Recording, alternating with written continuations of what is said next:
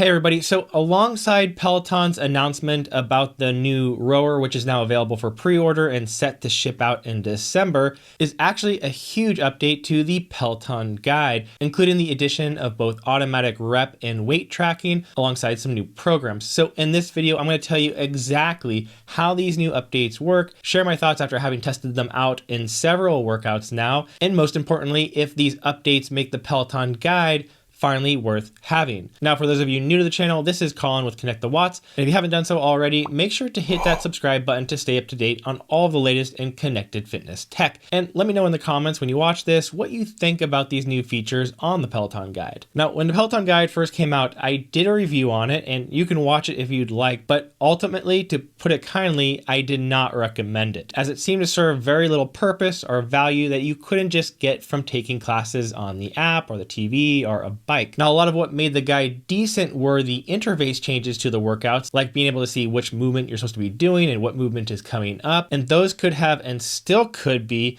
easily implemented into every other iteration of Peloton, as it in no way utilizes the tech included with the purchase of the Peloton guide. And to be honest, I still think it's a very bad decision on their part to purposely leave the user interface worse on all the other devices to try and nudge people to buy the Peloton guide, because, well, it obviously didn't work. As whenever I take a Peloton guide workout, I almost never see anybody else ever on the leaderboard. Even today, taking these brand new classes with this brand new update, I only saw a handful of other members, and many of them were just Peloton stores. Now, if you think I sound negative or that I'm a Peloton hater, I'm absolutely not. It's just that this product was crap. At least it was when it was released. These new updates, however, have changed my mind completely. And had they been released alongside the Peloton guide, instead of it having been rushed out the way it was, I believe it would have gotten actually pretty decent reviews, and way more people would have actually gotten one and kept it. So let's talk about what these updates are, what makes them so good,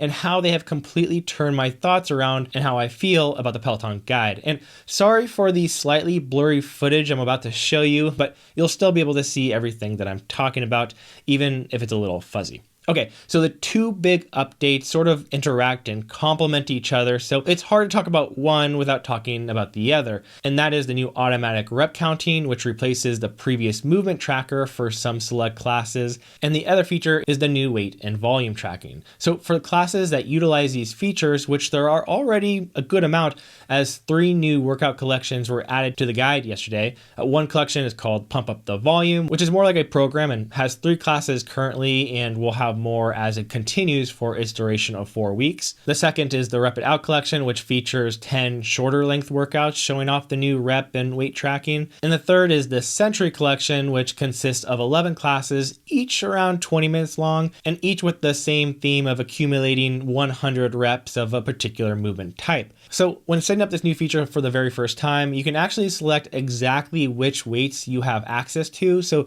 that when you select weights for workouts later on, you'll only be shown weights that you actually have. Then when you start a workout, the Peloton guide will ask which weights you'll be using for a light, a medium, and heavy weight, and give you examples of some of the movements that will be involved. Now, this is not perfect, right? Because it's hard to know exactly which weights you're going to want to use, especially if you don't know the exact reps and everything like that. And if you're like me, you might adjust weights between sets on occasion, depending on how you're feeling. But I'll talk more about that in a minute. Now, when you start the workout and get to your first set, it'll actually show you which weight to use and how many reps you should be aiming for. So first off, the rep counting here is pretty decent. It's not perfect, and you can definitely cheat in and do other movements and it'll still most likely count them. But more importantly, that in my experience in testing this, if you are trying to do the movement as intended, it'll get it mostly right. Now, it does have a few bugs right now, as it'll occasionally lag behind you and has a much harder time of tracking certain movements than others. And often they don't really make it clear how you should align yourself relative to the camera to get the most accurate rep counting, but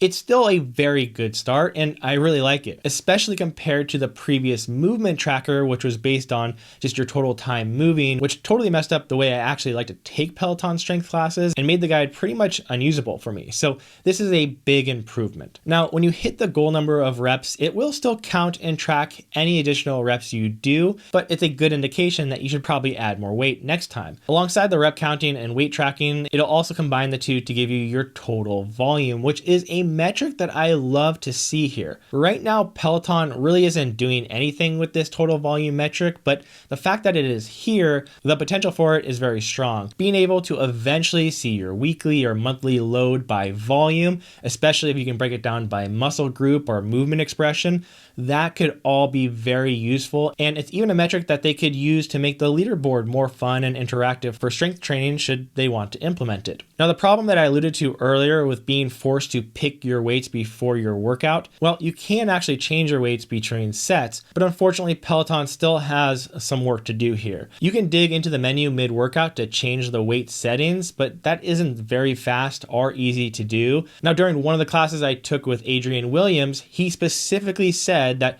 if you want to change weights, you can do so in that menu or via voice command. And so I thought, oh, that would actually be a very easy and very smart way to handle this if I could just say, okay, Peloton, change my lightweight to 20 pounds. Well, I tried that, and as of now, the Peloton guide just responds back saying that you need to change your weights via the menu. So the voice-activated weight changing doesn't seem live yet, but it does seem like they have it planned just based on what Adrian said in that class. Now, the other issue with changing weights mid-class is that it doesn't just change your weights for your future sets, but as of right now, it also retroactively changes all of the sets you have already done, which seems like a huge oversight. And so it seems that there is quite a lot that needs to be fixed here. Now, after you complete a set, and if you get the full amount of reps or more, you will start what they call a set streak, and that streak will climb higher and higher as long as you don't miss a set, which psychologically I think is a great motivational tool, at least for me, as